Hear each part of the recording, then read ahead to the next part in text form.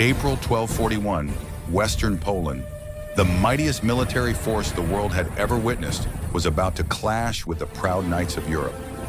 What unfolded over the next 3 days would shatter the illusion of European invincibility and leave a scar on Christendom that would last for centuries. The Mongols had arrived. To grasp the scale of this disaster, we must first understand who the Mongols truly were. They were not the savage horde European chroniclers later imagined. They were heirs to Genghis Khan's revolutionary war machine, an army that, within 2 generations, had conquered from the Pacific to the frontiers of Europe. Every Mongol warrior could ride before he could walk and shoot an arrow with deadly accuracy while galloping at full speed. They could survive for weeks on fermented mare's milk and dried meat, traveling distances that European armies thought impossible. By 1241, their empire stretched from China to Europe's doorstep. The great cities of Central Asia had fallen, the Islamic world's mightiest kingdoms crushed, and even the Great Wall of China had failed to stop them. Now, under Batu Khan, grandson of Genghis Khan, 3 Tumans, some 30,000 disciplined warriors, had already obliterated Kiev and swept through Hungary like a storm through wheat. Their campaign was no random raid. It was a meticulously planned conquest. Batu Khan divided his forces. One army devastated Hungary while another marched through Poland, burning cities, destroying armies, and eliminating every potential threat. Now they turned towards Silesia, one of Poland's richest duchies. Duke Henry II of Silesia, known as Henry the Pious, understood the danger. Messages from the east told of cities turned to ash, populations slaughtered, and armies destroyed within hours. Tales spread of horsemen who fought like ghosts, appearing from nowhere, vanishing like smoke. Henry, a veteran commander, knew that if the Mongols weren't stopped here, Europe itself would fall. He sent desperate calls for aid across Poland, Moravia, and the German states. And they answered. The Knights Templar came from the Holy Land. The Teutonic Knights marched from the north. Polish nobles set aside their rivalries, uniting under one banner. Even miners from the Silesian hills took up arms to defend Christendom. Chroniclers claim 100,000 men assembled, likely an exaggeration born of fear. Modern historians estimate 25,000 to 40,000, still one of the largest European armies of its time. Against them stood about 20,000 Mongols under the command of Baidar and Kadan, both descendants of Genghis Khan's lineage and masters of strategy. Day 1, April 7th, 1241. The European host advanced from Legnica, a site of medieval splendor. Knights in gleaming armor rode at the center, infantry and miners on the flanks, priests blessing swords and banners.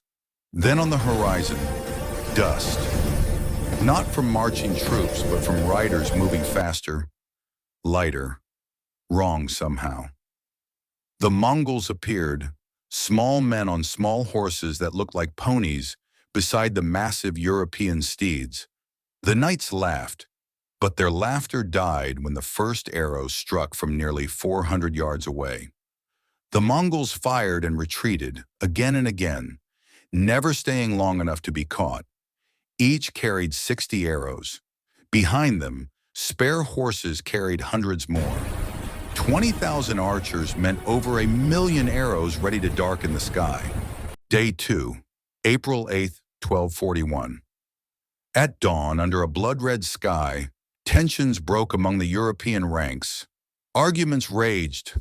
Some demanded a charge, others to hold. Finally, Henry ordered a limited attack. 2,000 knights thundered forward under Duke Meshko. The Mongols turned and fled. The knights pursued, believing victory was near. But it was the feigned retreat, perfected over decades. When the Europeans were stretched thin and breathless, Mongol heavy cavalry appeared from hiding. Trapped and encircled, the Polish force was annihilated. Only a handful returned to tell the tale. Their leader's head later sent to Henry's camp with the message, "Tomorrow you." Day 3, April 9th, 1241, the day of annihilation. Henry formed his remaining men near Legnicki Pole, the field of Legnica. Templars in the center, Teutonic knights on one flank, Polish forces on the other. Across the field, the Mongols prepared strange cauldrons. As the battle began, they lit them, unleashing thick smoke that blanketed the field.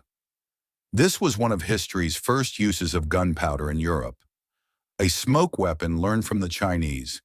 Blinded and coughing, the European formation collapsed. Through the haze, Mongols shouted in Polish, "Run! All is lost!" Words taught to captives days before. Panic spread like wildfire. The left wing broke first. The Templars stood to the end, fighting to the last man. Their Grand Master fell beneath a storm of arrows, surrounded by Mongol dead.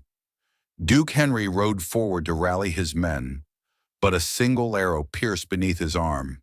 His guards fell one after another until he was surrounded. He refused surrender and was struck down. By noon, the battle was over.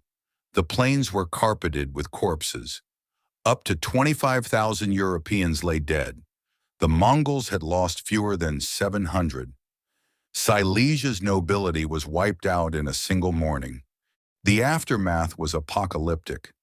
Peasants later said the air stank of death for weeks. For generations, bones surfaced in the fields. News of the disaster spread like wildfire.